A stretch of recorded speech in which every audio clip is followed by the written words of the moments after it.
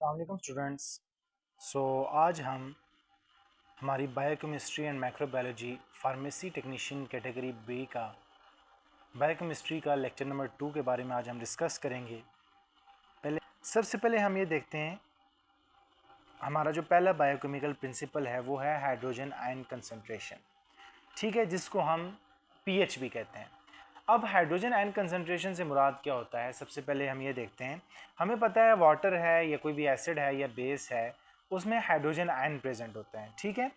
Hydrogen ion concentration से मुराद क्या है कि the amount of hydrogen ions जो कि प्रेजेंट है हमारे पास किसी भी सोल्यूशन के अंदर, 1 लीटर ऑफ सोल्यूशन है हमारे पास, उसमें जितने amount of hydrogen ion present होंगे उसको हम हाइड्रोजन आयन कंसंट्रेशन कहते हैं और इसको हम पीएच से एक्सप्रेस करते हैं, ठीक है।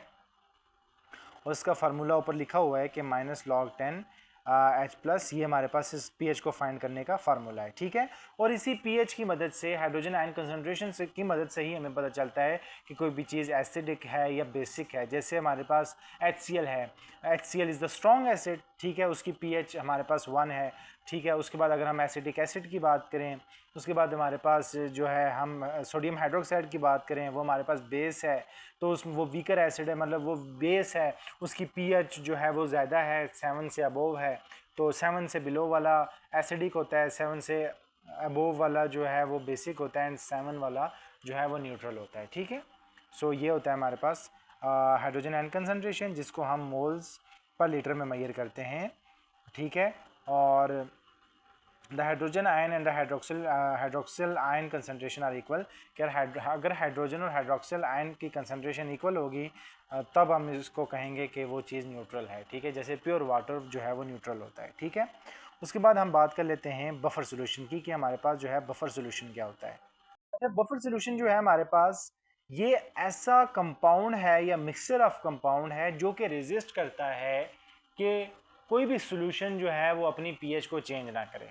यानी कि अगर हम किसी भी सोल्यूशन के अंदर अगर हम स्मॉल अमाउंट ऑफ एसिड या बेस ऐड करते हैं, तो जो बफर सोल्यूशन होता है वो इस चीज़ को इंश्योर करता है कि जो वो सब्सटेंस है वो पीएच को चेंज ना करे। फॉर एग्जांपल अगर हम एग्जांपल में देखें तो हमारा ब्लड इसकी बहुत बड़ी एग्जांपल है, ठीक है। हमें पता है हमारे ब्लड की जो पीएच है वो 7.4 है, which is the slightly alkaline, ठीक है। अब हमारे ब्लड के अंदर कुछ बाइकार्बोनेट्स एंड हमारे ब्लड में कुछ बाइकार्बोनेट्स प्रेजेंट होते हैं, ठीक है, ठीक है। हमारे ब्लड में जो है कुछ बाइकार्बोनेट्स और हमारे पास कार्बोनिक एसिड प्रेजेंट होते हैं, ठीक है। अब वो हमारे पास प्रिवेंट करते हैं ताकि हमारी ब्लड की जो है पीएच चेंज ना हो, क्योंकि अगर ब्लड की पीएच चेंज हो गई तो उससे क्या होगा, हमारे पूरा का पूरा बॉडी सिस्टम जो है, बॉडी रिएक्शंस जो हैं वो स्टॉप हो जाएंगे, ठीक है।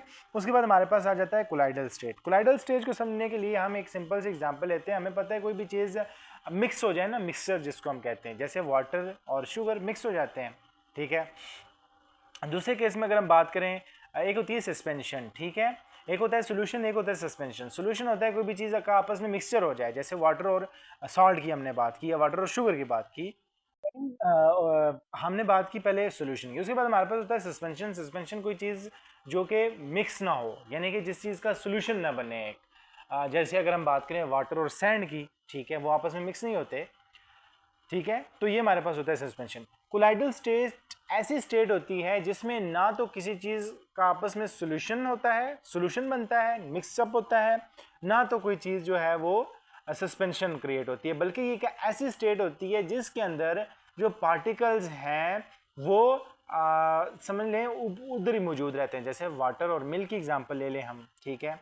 तो उस केस में क्या होता है, हमारे पास वाटर और मिल्क के केस में ये एक ऐसा सोल्यूशन होता है, कोलाइडल सोल्यूशन, जिसमें ना तो वो एब्जॉर्ब होता है, उसमें डिजॉल्व होता है, सॉरी एब्जॉर्ब नहीं, डिजॉल्व होता है, ना तो वो सस्पेंड होता है, ठीक है। तो ये कोलाइडल स्टेट होती है हमारे पास, ठीक है, जिसमें अगर हम वाटर की और उसकी एग्जांपल ले लें, बटर और वाटर की एग्जांपल ले लें, गम्स और वाटर की एग्जांपल ले लें, ठीक है। और बुक में हमारे पास जो है प्रोटीन्स हैं, स्टार्चेज हैं, ये ना तो इतने छोटे होते हैं कि ये डिजॉल्व हो जाए, ना ये इतने बड़े पार्टिकल्स होते हैं कि ये ग्राउंड में जाके बैठ जाए, मतलब नीचे चले जाएं। ये ऐसी स्टेट में रहते हैं कि ये उसी में मौजूद रहते हैं, ना तो हल होते हैं और ना तो सस्पेंड होते हैं, ठीक है। नेक्स्ट हमारे पास आता है जी क्रिस्टलाइड। अब क्रिस्टलाइड जो है हमारे पास ऐसे सब्सटेंस हैं जो कि हमारे पास इजीली जो है वो डिज़ोल्व हो जाते हैं लिक्विड के अंदर। जैसे इधर हमारे पास है the crystallise substance that dissolve in dissolve in liquid and passes easily through the membrane, जो कि मेम्ब्रेन से इजीली पास हो जाए। अब जैसे अगर हम बात करें हमारी जो प्लाज्मा मेम्ब्रेन होती है वहाँ से इजीली पास हो जाते हैं क्रिस्टलाइट जो हैं, इतने छोटे सब पार्टिकल्स होते हैं जो इजीली पास हो जाते हैं। ठीक है।